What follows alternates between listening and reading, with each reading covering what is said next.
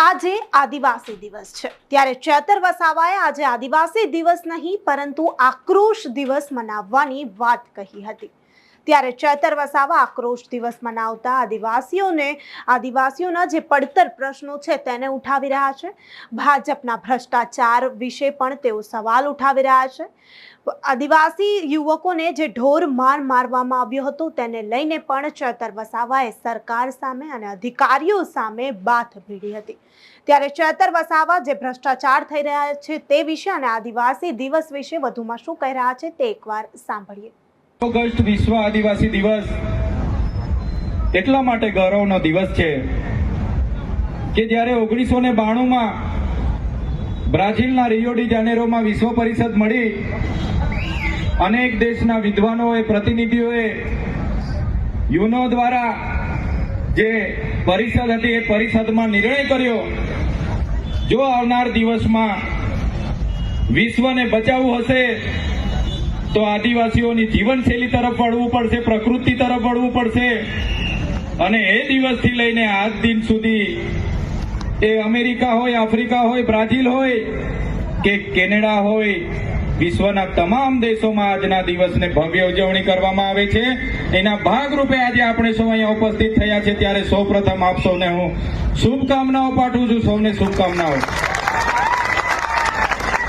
મિત્રો, જે કેવડિયામાં 2 દિવસ અગાઉ જે યુવાનો શોષણનો ભોગ બન્યા છે, એટલા હદે મારવામાં આવ્યો અને યુવાનો જ્યારે મૃત્યુ પામ્યા ત્યાં સુધી એમને મારવામાં આવ્યો, ત્યારે 5 દિવસ બાદ એમની શ્રદ્ધાંજલિનો કાર્યક્રમ એમના ઘરે એટલે કે કેવડિયા ખાતે રાખવામાં આવ્યો છે। અને તે દિવસે આપણા ગુજરાતના લોકોની, આદિવાસી સમાજના તમામ આગેવાનો સાથે તમામ રાજકીય અને સામાજિક આગેવાનોને ત્યાં આહવાન આપ્યું છે કેવડિયાથી કે બધાએ ત્યાં પધારવાનું છે અને એકતા બતાવવાની છે। તો આપણે બધાએ 13 તારીખે 10:30 વાગે કેવડિયા પહોંચવાનું છે। તૈયાર છો બધા? ક્યાં સુધી અન્યાય ચાલશે? સરકાર વિકાસની વાતો કરે છે। આઝાદીના 78 વર્ષ થઈ ગયા, સરકાર કોને વિકાસ ગણે છે? શું મોટા ડેમો બનવાથી આદિવાસીઓનો વિકાસ થયો છે ભાઈ? ઊંચી પ્રતિમાઓ બનાવવાથી વિકાસ થયો છે? નેશનલ હાઈવે કોરિડોર બનવાથી આપણો વિકાસ થયો છે? લિગ્નાઇટોની ખાણો કોરવાથી આપણો વિકાસ થયો છે? રેતીની લીજો ચાલવાથી આપણો વિકાસ થયો છે? નથી। અમારો વિકાસ તો ત્યારે થશે જ્યારે સારી શાળાઓ મળશે, સારી કોલેજો મળશે, પૂરતા શિક્ષકો હશે, સારા ડોક્ટરો હશે, પૂરતા સાધનો હશે, અમારા છોકરાઓને અપડાઉન કરવાના સારી બસો મૂકશો, અને આ વિસ્તારના નર્મદા ડેમ હોય, ઉકાઈ ડેમ હોય કે કડાણા ડેમ હોય કે કરજણ ડેમ, એમાંથી અમારા ખેડૂતને સિંચાઈનું પાણી મળશે। તે દિવસે અમારો સમાજ સમાનભેર જીવતો થઈ જશે।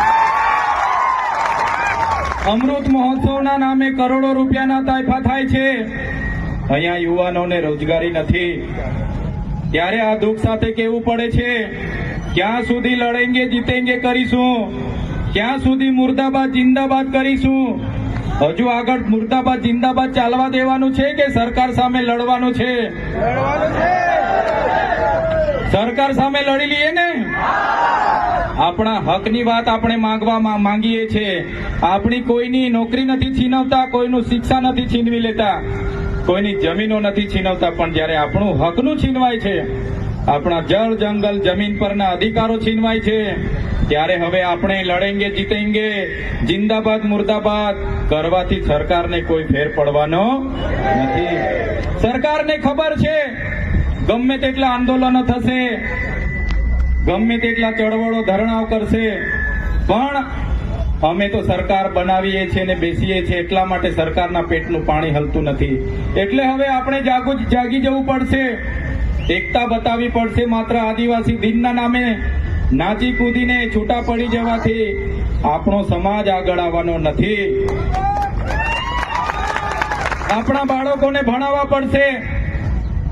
એટલા માટે આજના દિવસે આપ સૌને અમે વિનંતી કરીએ છીએ, મોટી સંખ્યામાં આપ સૌ ઉપસ્થિત થયા છો, ત્યારે આવનારા દિવસોમાં એ તમામ અધિકારો આપણને મળવા જોઈએ। જે રીતના ગુજરાતમાં 15% આદિવાસીઓ છે એ જ રીતના દરેક ક્ષેત્રમાં 15% આપણા આદિવાસીઓને મળવા જોઈએ. ન્યાય પ્રણાલિકાઓમાં પણ 100 જજોમાંથી 15 જજ આદિવાસીના હોવા જોઈએ કે નહીં હોવા જોઈએ? આઈએસ આઈપીએસ 100 માંથી 15 આદિવાસી સમાજના હોવા જોઈએ કે નહીં હોવા જોઈએ? એવી જ રીતે મામલતદાર હોવા જોઈએ, એવી જ રીતે ટીડીઓ હોવા જોઈએ. આજે તમે મને બતાવો, આદિવાસી સમાજની નજીકમાં સુરત છે, વડોદરા છે, અમદાવાદ છે. કેટલા આદિવાસી બિલ્ડરો ત્યાં રિયલ એસ્ટેટમાં, કેટલા આપણા બિલ્ડરો છે? કોઈ આદિવાસી બિલ્ડરો ત્યાં છે? મજૂરો આપણા 60% ત્યાં હશે, પણ આજે પણ આ જે આપણી સાથે માત્ર ને માત્ર સરકારો જે ભેદભાવ કરે છે હવે ચલાવવાનું નથી.